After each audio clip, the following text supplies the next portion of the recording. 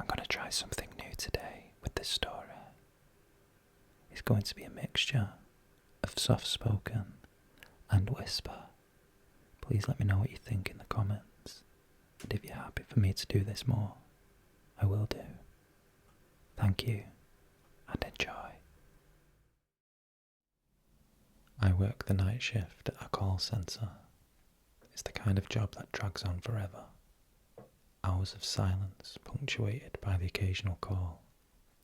Most nights I sit there, sipping stale coffee and watching the clock tick down to 6 a.m. That night started out like any other. I was the only one in the building, just me, the glow of my monitor, and the endless rows of empty cubicles stretching out behind me. It was 2:30 a.m. when the phone rang. It startled me, the sound echoing through the empty room, too loud, too sudden. I glanced at the screen. The number was unlisted. "Thank you for calling Everclear Customer Support," I said, forcing a professional tone. "How can I assist you tonight?" There was silence, dead air, but the call still continued. "Hello," I said again, leaning in closer. "Can you hear me?" The silence stretched on. I could hear a faint crackling, like a bad connection. Then, just before I was about to hang up, I heard it. A voice, faint, far away. "Help me." The hairs on the back of my neck stood up. "Hello," I said, leaning forward. "Can you hear me? Are you okay?" The line went dead, just a dull, droning dial tone. I hung up and sat there for a moment, staring at the screen. My hands were shaking. It was probably a prank, I told myself. Just some kid messing around. But something about that voice sounded wrong. I tried to shake it off, got up, poured myself another cup of coffee. The break room was cold, the fluorescent lights flickering overhead. When I got back to my desk, the phone was ringing again. I grabbed the receiver. "Everclear Customer Support, how can I help you?" Silence. "Hello," I said, my voice shaking. The same faint crackling, the same faraway voice. "Please," it whispered, barely audible. "He's here." A chill ran down my spine. "Who's there? Where are you?" The line went dead again. I slammed the phone down, breathing hard. The clock said 2:27 a.m., just 14 minutes since the first call. I stood up, looking around the office. The cubicles were empty, the lights flickered, the hallway leading to the break room stretched out like a black tunnel.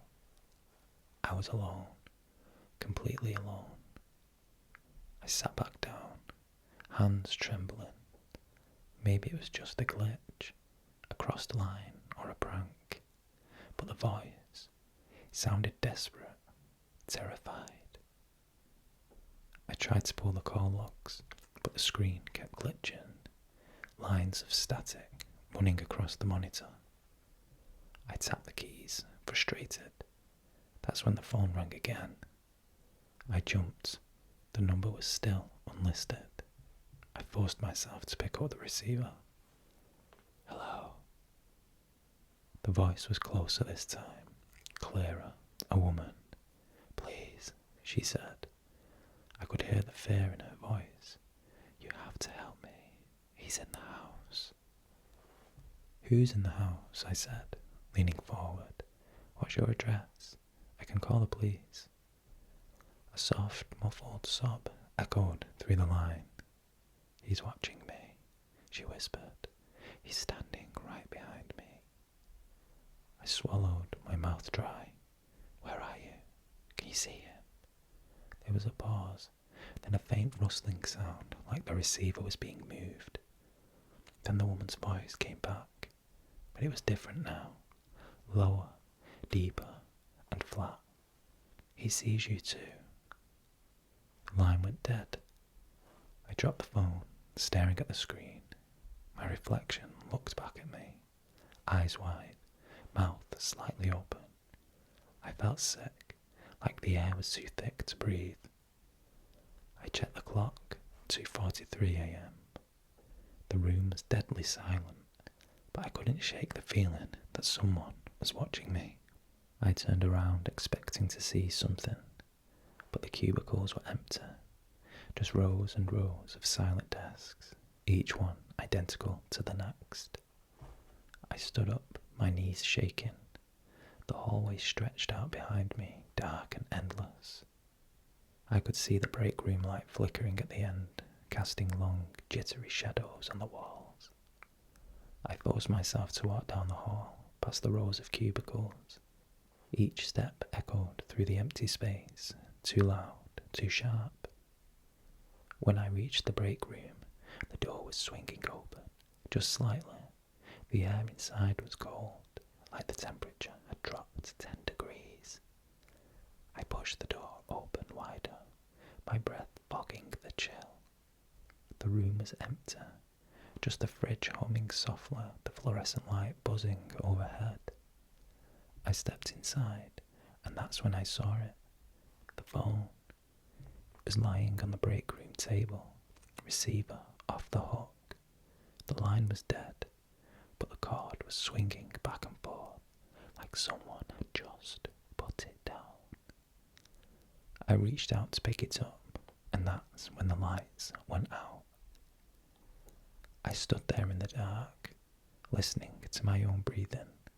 The silence was suffocating, heavy, and then, through the darkness, I heard it. A soft, rhythmic clicking, like fingernails tapping against glass. I turned around, eyes straining to see.